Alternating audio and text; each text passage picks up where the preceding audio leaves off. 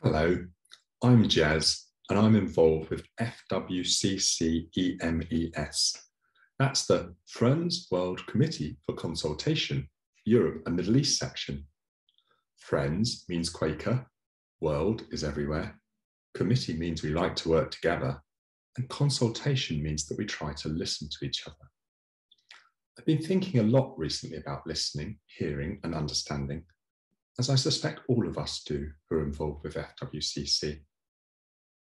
One prompt was while I was thinking about how to introduce the Peace and Service Consultation to you. It's the name for both a network and an annual event for Quakers involved in peace or service work, usually as staff, board or committee members, activists and other interested people. For this year, 2021, we will be exploring at our annual event in November exactly how we communicate and whether we are communicating as we mean to.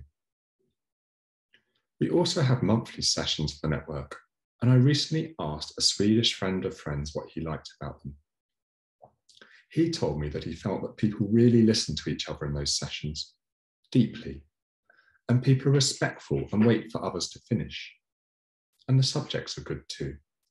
Recently, we had a whole session just about endings, for example. I mentioned in the first video of this series that I attended the Italian gathering at the end of August 2021. I was going to tell you that I did a lot of listening because I didn't have interpretation for much of the weekend. And the event took place primarily in Italian, which I don't speak or understand. But was I really listening or simply hearing what was going on? Listening and hearing aren't the same as understanding either. Many years ago, I worked as a lawyer with many clients who were asylum seekers. Whenever necessary, I worked with interpreters. But from time to time, there might be a situation where I'd be speaking directly to someone in English, and they gave the impression they understood me. But one of the interpreters quickly taught me that just because people say they understand you, they don't necessarily. Yes, Mr. Smith, I understand. Could very easily mean, no, Mr. Smith, I don't understand. But why would someone do this?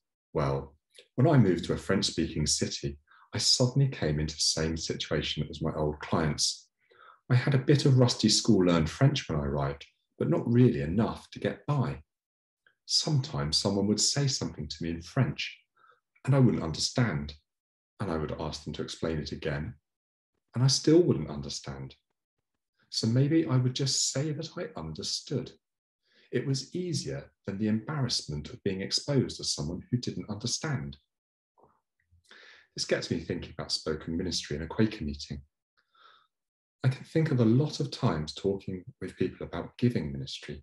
What does it feel like? Do you remember it, the experience of giving the ministry? But receiving ministry, I don't really recall discussions about that very often. Generally speaking, I can hear any given ministry, but do I always listen to it? No. Listening requires concentration, and I know that sometimes I get into a particular state in meeting for worship where the ministry sounds far away. Subconsciously, I know there is a choice at this point. Stay in that state, and I might hear some of the ministry. Break the state, and I can hear the ministry, but I know from experience that I'm unlikely to find that state of being again during the same meeting for worship. Next, I get to thinking about what happens after I experience ministry and meeting for worship. I do feel like I've received useful ministry in my time. Sometimes I've had an aha experience as an issue has been solved or something else has been revealed to me in a whole new light. But I'm doubtful about whether I always listen to the ministry that I hear. And have I understood it and any implications for my life and my witness? For all I know, the Spirit could be telling me the same thing over and over again, trying different ways to get the message through, and I simply fail to understand it. There may be things that the Spirit might be telling us and we don't understand, but in that regard, I take comfort from a quote from Pierre Serasol, who was a Swiss Quaker. Michel, who's the archivist at Geneva Monthly Meeting, recently made available to us a 1950 pamphlet of Pierre's writing, possibly the first time his words were shared in English.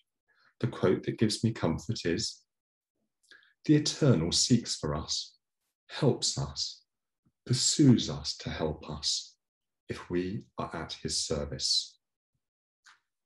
Finally, how do you experience ministry for Meeting for Worship? Are there different ways, or is it always the same way? Can you think of specific examples where ministry in Meeting for Worship has had an impact on you, solved a problem, or shifted your perspective? Are there different ways of being attentive to the Spirit? What works for you?